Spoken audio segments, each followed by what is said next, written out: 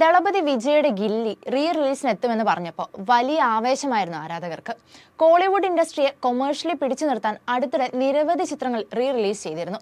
അക്കൂട്ടത്തിൽ 20ാം വാർഷികത്തിലെത്തിയ ഗില്ലിയും ഇറങ്ങി 1-2 ദിവസം മാത്രം തിയേറ്ററിൽ ആവേശമാകുമെന്നായിരുന്നു ഗില്ലി സംവിധാനം ചെയ്ത ധരണി പോലും പ്രതീക്ഷിച്ചത്. എന്നാൽ അദ്ദേഹത്തിന് തെറ്റി. 1-2 അല്ല, അതും കടന്ന് ഗില്ലി തിയേറ്ററുകൾ കത്തിക്കയറി. വെറും 9 ദിവസങ്ങൾ കൊണ്ട് ഗില്ലി നിരവധി റെക്കോർഡുകളാണ് നേടിയെടുത്തത്. ക്ലാസിക് സിനിമകളായ ഷോലെ, ടൈറ്റാനിക്, അവതാർ എന്നീ ചിത്രങ്ങളുടെ കൂട്ടത്തിലേക്കാണ് ദളപതി വിജയുടെ ഗില്ലി എൻട്രി.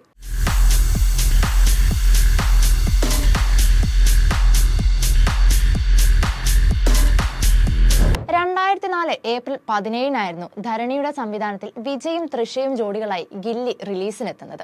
മഹേഷ് ബാബുവും ഭൂമിക ചൗളയും നായികനായകന്മാരായ ഒക്കഡു എന്ന തെലുങ്ക് ചിത്രത്തിന്റെ റീമേക്ക് ആയിരുന്നു ശരിക്കും ഗില്ലി. പക്ഷേ ഒറിജിനലിനേക്കാൾ ഈ തമിഴ് റീമേക്കാണ് പ്രേക്ഷകർ ഏറ്റെടുത്തത്.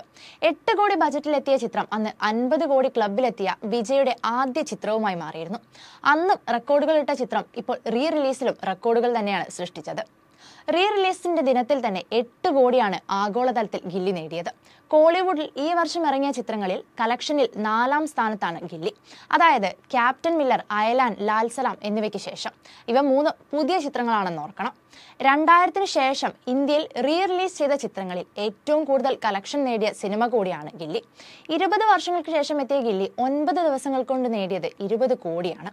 2000-ന് ശേഷം ഇന്ത്യയിൽ റിലീസായ ചിത്രങ്ങളിൽ കളക്ഷനിൽ റെക്കോർഡിട്ട് മുന്നിൽ നിന്നിരുന്നത് ടൈറ്റാനിക്, ഷോലെ, അവതാർ എന്നീ ചിത്രങ്ങളായിരുന്നു. അതിനെയൊക്കെ ഗില്ലി കടത്തിവെട്ടി.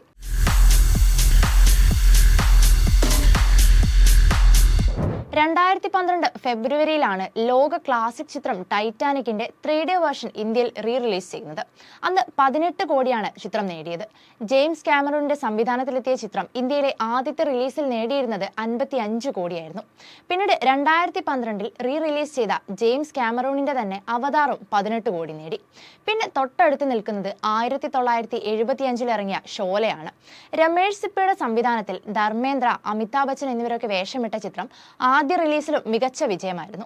പിന്നീട് 2013-ൽ ചിത്രം റിലീസ് ചെയ്തപ്പോൾ ലഭിച്ചത് 13 കോടിയായിരുന്നു. ഇതിനെയൊക്കെ കടത്തിവെട്ടിക്കൊണ്ടാണ് ദളപതിയുടെ ഗില്ലി 20 കോടി നേടിയത്. തകർച്ചയുടെ ലക്ഷണങ്ങൾ കാണിച്ചു തുടങ്ങുന്ന അവസരങ്ങളിലാണ് തെന്നിന്ത്യയിൽ ഭൂരിഭാഗം റിലീസുകളും വരിക. പലതും നേട്ടമുണ്ടാക്കും, പലതും വന്ന് കുറച്ച് ദിവസങ്ങൾ മാത്രം ഓടിപ്പോവും. എന്നാൽ ഗില്ലി പഴകുന്തോറും വീര്യം കൂടിയ പോലെയാണ്. വന്നു കീഴടക്കി എന്നൊരു ലൈൻ. എന്തായാലും 2ാം വരവ് ഒരിക്കലും ചില്ലറ വരവൊന്നുമായില്ല. മാത്രമല്ല കോളിവുഡിൽ വൻ ഹിറ്റടിക്കുകയും ചെയ്തു. Entertainment desk, movie world media.